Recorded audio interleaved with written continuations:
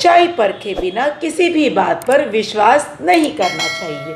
आज की कहानी इसी से संबंधित है। इसी अमूल्य सीख को यह कहानी आपको बतलाती है।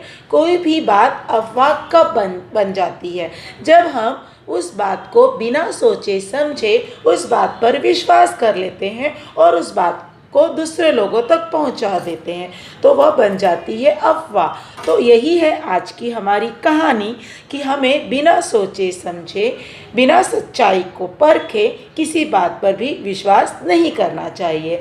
नमस्कार, कहानी संसार में आप सभी लोगों का बहुत बहुत स्वागत है।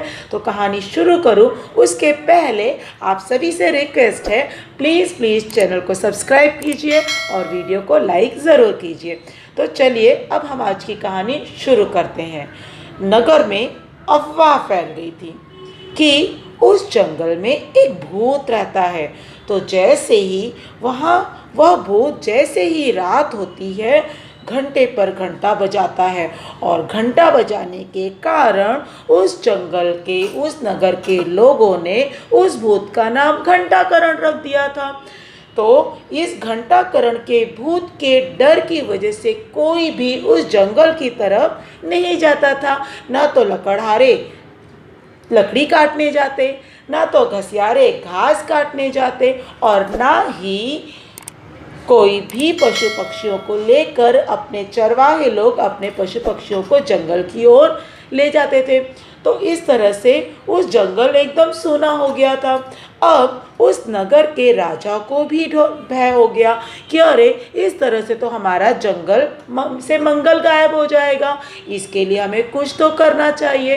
तब एक मुनादी करवा दी। मुनादी यानी कि लोगों के सामने एक घोषणा करनी। तो राजा ने पूरे नगर में यह घोषणा कर दी कि जो भी उस घंटाकरण भूत को पकड़ेगा उससे हम ढेर सारा इनाम देंगे। तो क्या हुआ, सभी लोगों ने, अपने सभी सयाने लोगों ने, जादूगर लोगों ने अपनी अपनी तरह से घंटाकरण भूत को भगाने का प्रयत्न शुरू कर दिया।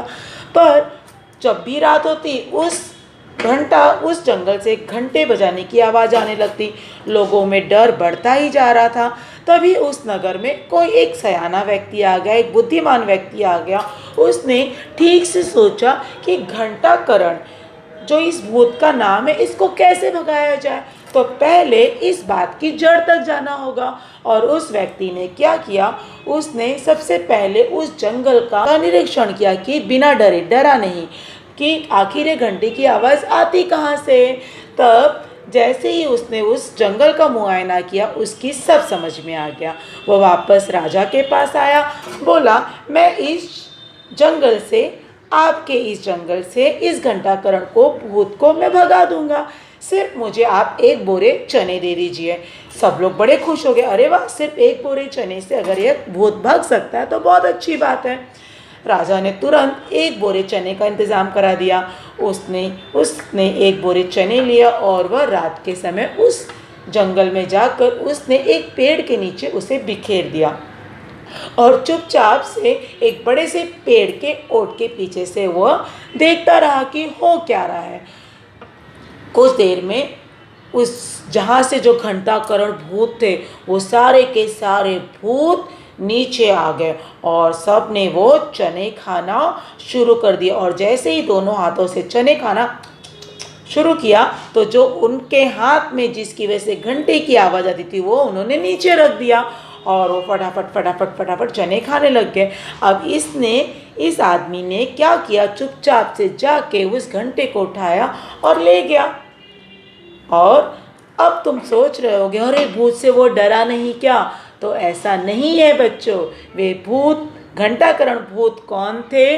वो उस जंगल के बंदर थे, जो कि कहीं से एक घंटा पा गए थे और जब भी उनकी मौज होती तो वह घंटा बजाने लगते। तो इस तरह से उस बुद्धिमान व्यक्ति ने यह सारा माजरा जाकर नगर में सभी को बताया, जिससे नगर के सभी लोगों को अपनी सोच पर हंसी भी आई और इस तरह से उनका यह जो अफवाह फैली थी पूरे नगर में वह दूर हो गई और उन्हें खुद पर भी हंसी आ गई। बिल्कुल यही सही बात है, बिना सोचे समझे, बिना सच्चाई को परखे हमें किसी भी बात पर विश्वास नहीं करना चाहिए। तो कहानी कैसी थी, कहानी की सीख क्या है, कमेंट बॉक्स में लिखकर बताइए और इस चैनल को सब्सक्राइब अवश्य कीजिए। Thank you very much. नमस्ते।